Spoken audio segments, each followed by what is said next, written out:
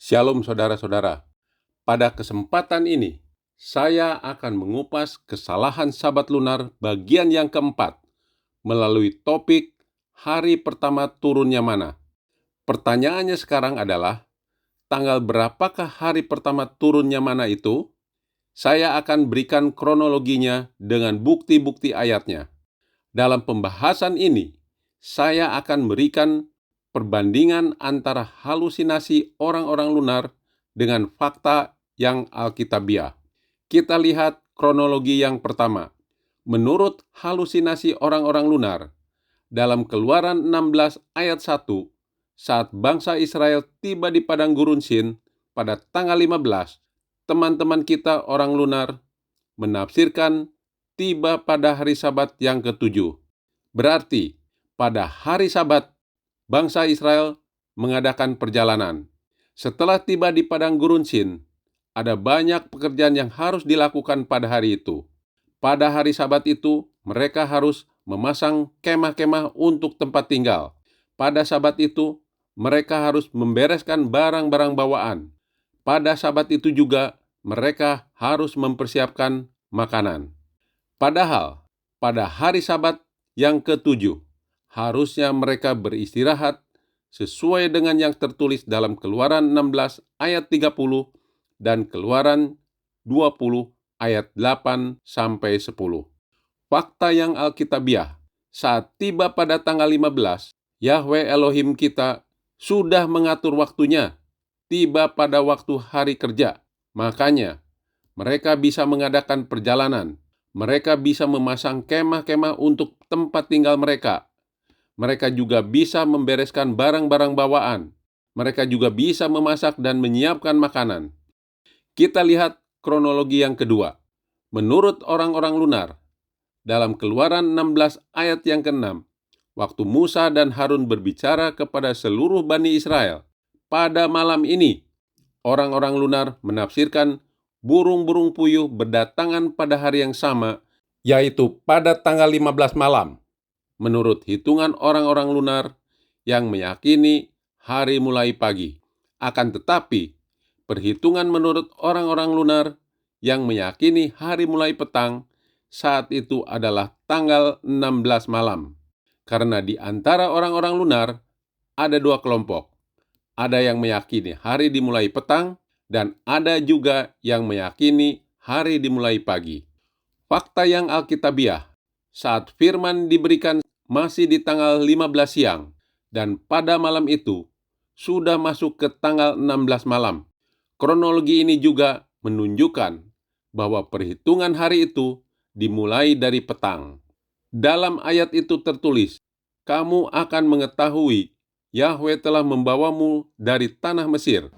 Dan malam itu, bangsa Israel melihat kemahakuasaan Yahweh dalam membebaskan mereka dari perbudakan di Mesir.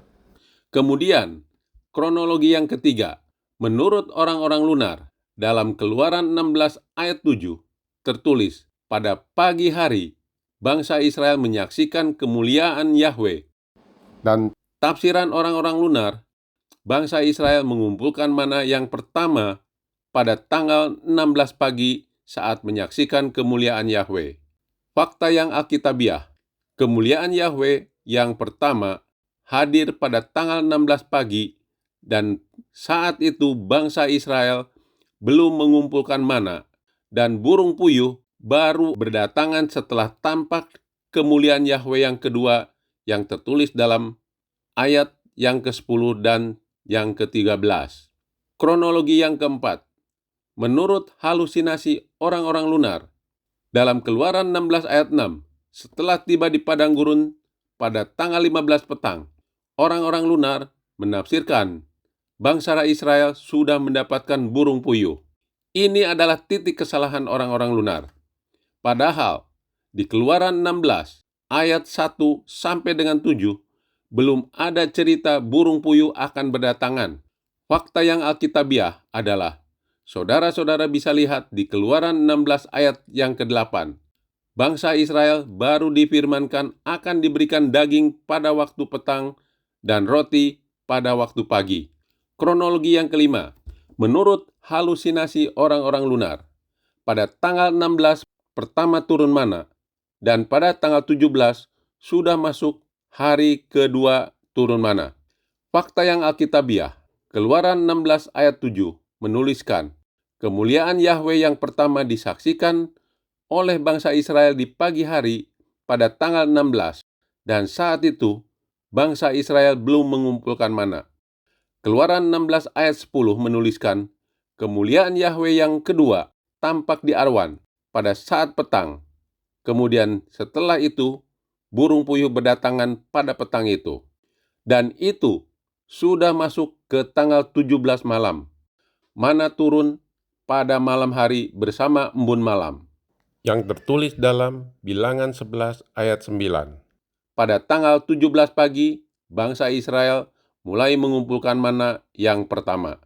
Kemudian, dikumpulkan setiap pagi yang tertulis dalam Keluaran 16 ayat yang ke-21. Saudara-saudara bisa lihat siklus mana yang sesuai dengan apa yang tertulis dalam Alkitab. Dalam Keluaran 16 ayat 4, ayat 5, ayat 12, dan ayat 21, jelas tertulis mana dikumpulkan hari demi hari, atau setiap hari dan setiap pagi. Dan itu menunjukkan siklus yang tidak terputus. Hari bulan baru pun mereka mengumpulkan mana. Pengecualiannya hanya ada pada hari yang ketujuh yang tidak turun mana, yang tertulis dalam Keluaran 16 ayat 26, 27, dan 30. Mana dikumpulkan selama 6 hari yang tertulis dalam Keluaran 16 ayat yang ke-26. Dan pada hari yang ke-6 dikumpulkan sebanyak 2 kali lipat yang tertulis dalam Keluaran 16 ayat 5, 22, dan 29. Kalau kita aplikasikan, maka siklus mananya sebagai berikut. Apabila mana pertama turun pada tanggal 17 bulan yang kedua, maka sabatnya jatuh di tanggal 23, dan sabat berikutnya jatuh pada tanggal 1 bulan yang ketiga. Kemudian berikutnya tanggal 8 sabat, tanggal 15 sabat, tanggal 22 sabat, tanggal 29 sabat. Dari sabat tanggal 29 bulan yang ketiga ke sabat berikutnya, selama 6 hari kumpulin mana termasuk bulan baru, maka pada tanggal 6 bulan yang keempat adalah sabat. Kemudian berikutnya tanggal 13 sabat, tanggal 20 sabat, dan tanggal 27 sabat, dan seterusnya. Intinya, siklus mana itu selalu turun selama 6 hari, dan hari ketujuh tidak ada mana. Jadi, siklus itu berlangsung terus secara tidak terputus, sesuai dengan perintah yang tertulis dalam Keluaran pasal 16. Sebagai kesimpulannya, dari kronologis tadi, pertama turun mana pada tanggal 17 adalah asumsi yang lebih mendekati logika dan lebih alkitabiah.